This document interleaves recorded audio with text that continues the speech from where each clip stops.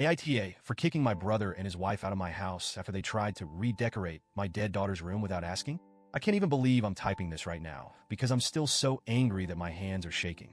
But here we go. For context, I, 38F, lost my daughter Lily in a car accident 2 years ago.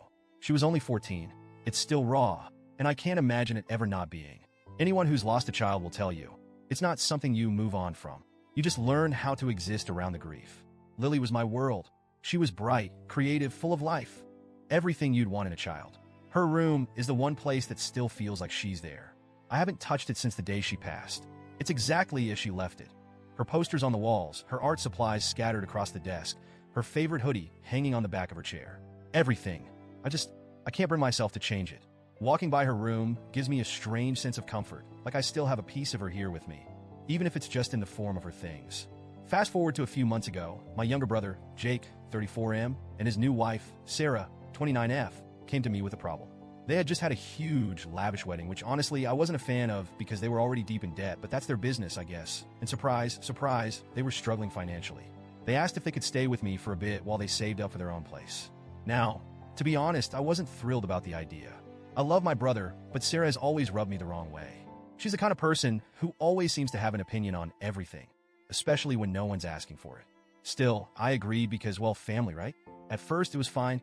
They moved into the guest room downstairs, and we all just coexisted. But after a few weeks, I noticed Sarah making little comments about Lily's room. Things like, don't you think it's time to let go? Or maybe it's unhealthy to keep a shrine like this. I'd brush it off and change the subject, but it bothered me. Who was she to tell me how to grieve my child? I've seen therapists. I know where I stand with my grief, and it's not her place to weigh in. My brother mostly kept quiet, but I could see her words starting to sink in with him. One day, she actually suggested I turn Lily's room into a guest room or an office to make the space more useful. I didn't respond. I didn't trust myself to. If looks could kill, though, I'm pretty sure Sarah wouldn't have survived that conversation.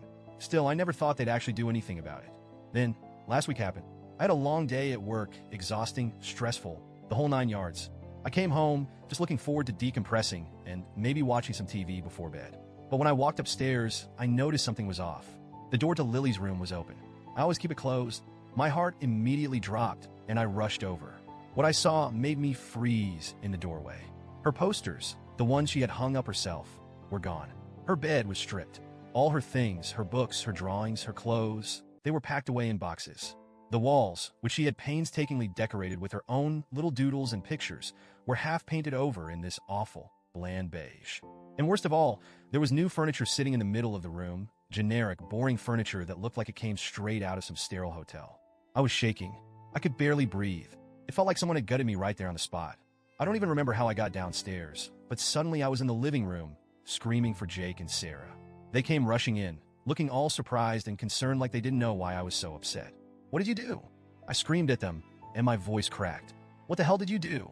Sarah, with this infuriatingly calm tone, said, we thought we'd do you a favor. It's time to let go. You need to move on. It's unhealthy to keep things the way they were. A favor. A favor? They had the audacity to think this was a favor? I completely lost it. I yelled. I cried. I told them to pack their things and get out of my house immediately. Jake tried to calm me down, saying they were just trying to help and that I needed to let go of the past to heal. But all I could see was betrayal. They had crossed the one line I never thought anyone could. They destroyed the last piece of Lily that I had left. When I told them to leave, Jake had the nerve to look hurt. He said they had nowhere else to go, that they were in a tough spot, and didn't mean any harm. But I didn't care. I didn't want them in my house for another second. They packed up and left that night, but the fallout didn't stop there. Now my whole family is divided. My parents are furious with me, saying I overreacted and that Jake and Sarah were just trying to help me in their own way. They keep telling me that people grieve differently and that I'm being too harsh. They've even suggested that I apologize and let them move back in. I can't even wrap my head around that. They destroyed my daughter's room, my safe space, and I'm supposed to apologize? Jake has been texting me constantly, asking me to reconsider, saying they have nowhere else to go and that it's just a room. But it's not just a room. It's all I have left of Lily. I don't think I'm overreacting, but the way everyone's treating me has me second-guessing everything. Was I too harsh? Should I have handled it differently? So, Reddit, AITA for kicking them out and refusing to consider letting them back in after what they did,